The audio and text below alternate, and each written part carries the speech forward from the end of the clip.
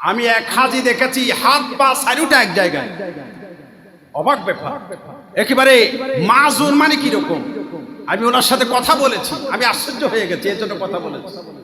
এটা বাংলাদেশি হাজি, একেবারে হাত পা এগুলো মাটির সাথে। ওনাকে মিনাই দেখলাম বাথরুমের মধ্যে, উনিও ঠিক ওইভাবে শেষে শেষে বাথরুমে গেল।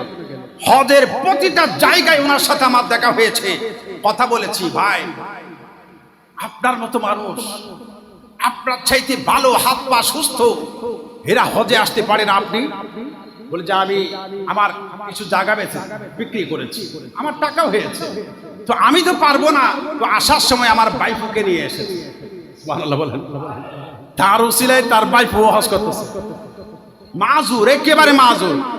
এমন মানুষ আমরা হকার মার্কেটে দেখি, নিউ মার্কেটের কোনায় দেখি, রাস্তায় পড়ে আছে, ওরকম মানুষকে আমি হজ করতে দেখে স্ট্রেঞ্জ, আমি অবাক হয়েছি।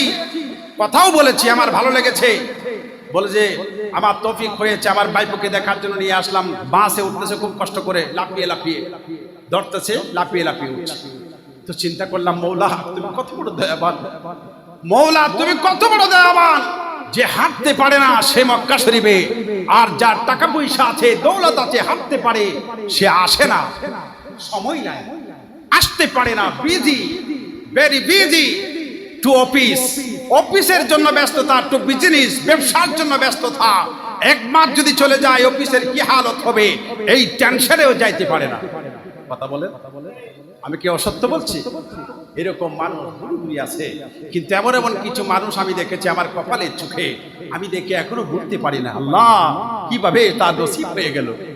আরেকজনকে দেখলাম দান বাক্সের টাকা তুলে, জামিয়ার দান বাক্সের টাকা তুলে, একই দেখতেছি মক্কা শরীফ, বেশ পরিচিত, কারণ দান বাক্সের দোকানে দোকানে বাসায় টাকা তুলে। তো আমি একে মক্কা শরীফ দেখে জিজ্ঞাসা করলাম, কি ব্যাপার, কিভাবে আসলা?